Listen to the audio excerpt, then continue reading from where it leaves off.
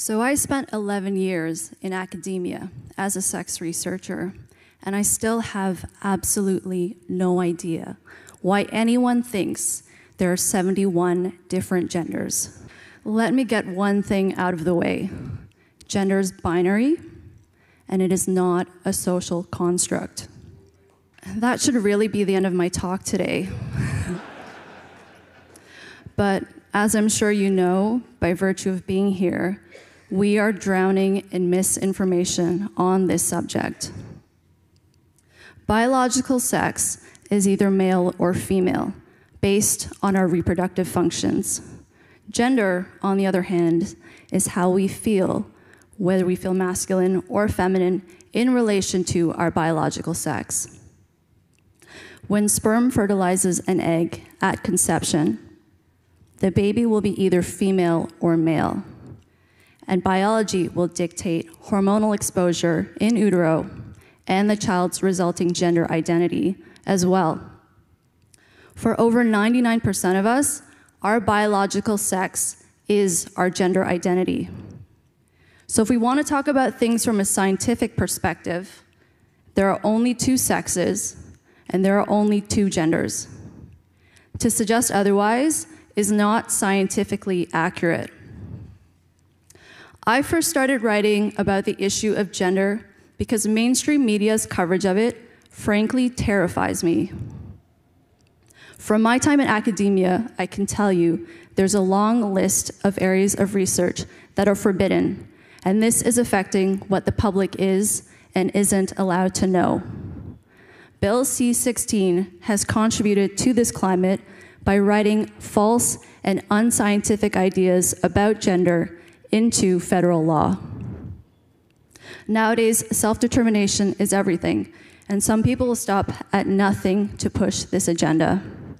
They will torture logic and tokenize certain groups in order to gain political ground, like pointing to people with a difference of sex development, which is a medical condition previously known as intersex, as proof that gender is a spectrum.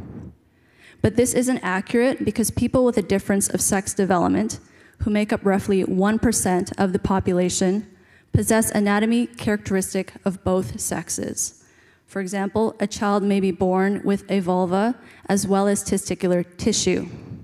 This is due to differences in genetics and hormonal exposure in the womb. So even in these cases, biology is still dictating someone's sense of gender. There are thousands of studies showing the effects of prenatal testosterone on the developing brain. Even before birth, exposure to testosterone changes the way in which male and female brains grow. There's no way that behavioral differences we see between men and women are purely due to socialization, unless someone wants to argue that the unborn child is capable of learning gendered stereotypes while they are still in the womb.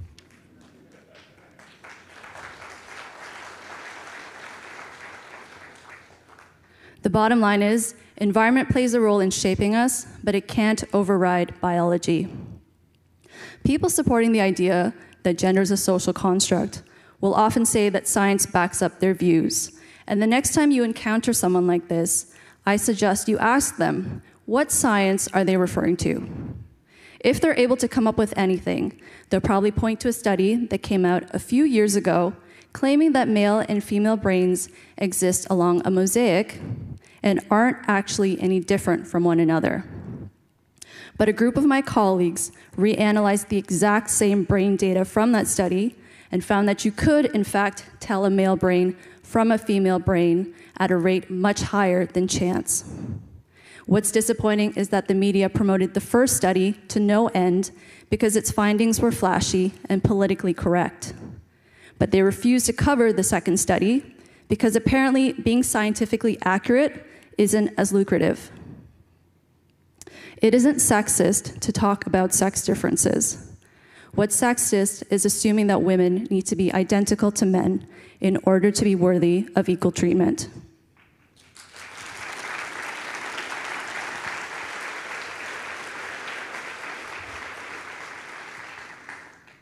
Defending biology nowadays gets you called not only alt-right and misogynistic, but a transphobic bigot too.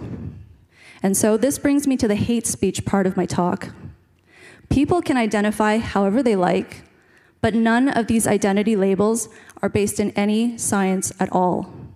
That goes for being gender non-binary, gender neutral, agender, bigender, pangender, gender fluid, gender free, or moon gender, just to name a few. Just wait. All of these labels mean that you identify, to some extent, as either both genders or neither. Moon gender, I've learned, means your gender only comes out at night. And I'm not making it up, I swear.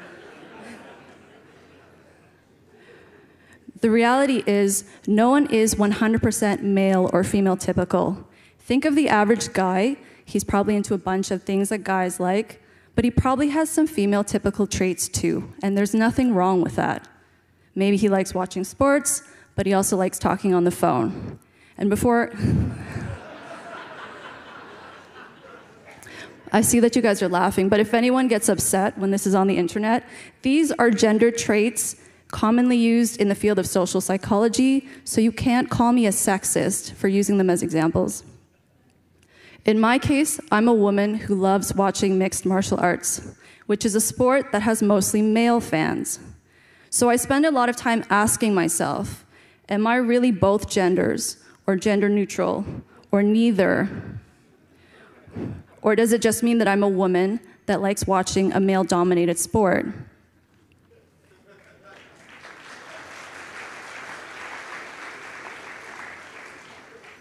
No one espousing this gender nonsense seems to have really thought it through, though, because from a practical standpoint, to say that you are both genders or neither still depends, by definition, on the concept of gender being binary.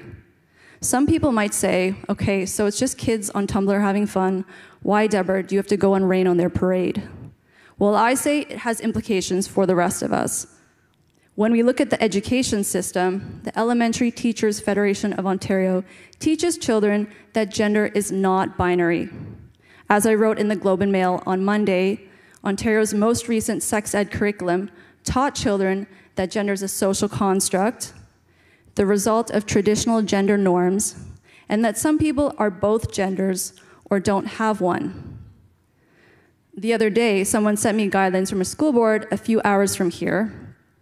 Their sex ed curriculum teaches kids about puberty, as it should, but it refers to children as people with a penis and people with a vagina, instead of simply calling them boys and girls.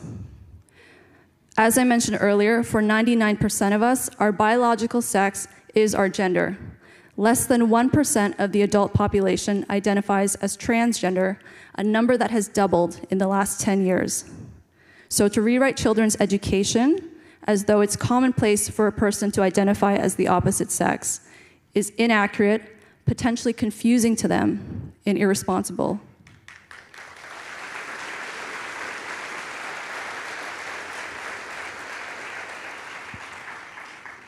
Planned Parenthood in Ottawa recently tweeted that anatomy isn't male or female, it just is.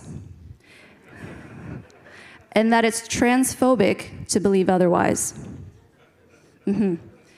They also warn that the adults in the room may not get it, and it's a child's job to re-educate them. Pediatricians will also have an interesting perspective going forward. The Canadian Pediatric Society released a guideline a few months ago that was meant to help doctors and parents understand the concept of gender. Among its recommendations, doctors were told that gender is a spectrum, that gender identity and gender expression are unrelated, and a child's sex is assigned at birth. And finally, while attending a research talk at a university a few months ago, one of the presenters actually showed slides of both the genderbread person and the gender unicorn.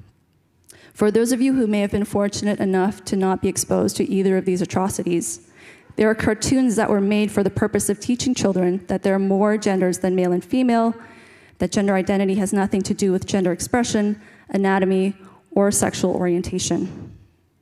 So where does that leave us? More and more people don't know what the truth is. The fact that these gender fantasies are being taught as part of the education curriculum means that young children are growing up with a distorted worldview. I find it really unsettling that many parents who know better seem to be okay with this because they'd rather be seen as progressive than dare to rock the boat. Another side effect is that clinicians who work with children aren't able to do their job.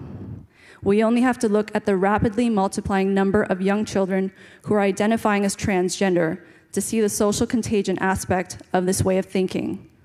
Many of these kids have some other medical condition that is leading them to feel the way that they do, whether it's autism, borderline personality disorder, or trauma. But because of the current political climate, along with laws like Bill 77 that incorrectly conflate any kind of questioning of gender identity with conversion therapy, therapists and doctors are too afraid to push back because they could lose their livelihood for doing so. I've written previously about my experience growing up as a straight woman in the gay community, and what I find most disturbing is that with this movement, gay children are being encouraged to transition so that they appear heterosexual. If you take the example of a little boy who is feminine, who tells his parents that he's a girl, when he grows up, he's likely going to be a gay man. If you take that same little boy and allow him to transition to female, when he grows up, he's going to look like he's a straight woman. Let me be clear, I believe that transgender adults, people with a difference of sex development, and those who are gender non-conforming deserve dignity, respect, and equal rights. I believe that gender dysphoria is a real phenomenon, and those who are suffering should be free to live their lives as they choose, including pursuing a social and medical transition in adulthood if they decide to. My issue is that the way we talk about biology and gender should not be maligned in order to facilitate these rights. Children should not be used as pawns to further this agenda. Scientists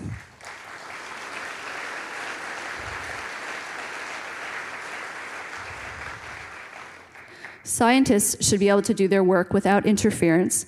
They shouldn't have to waste their time debating facts as obvious as how many genders there are. What I find most frustrating about Bill C-16 is it doesn't even achieve what it presumably set out to do, which is increase societal acceptance for people who don't fit our expectations around gender norms. The ideology promoted by Bill C-16 only fosters resentment, shuts down meaningful discussion, and impairs our ability to understand what it means to be human. Thank you.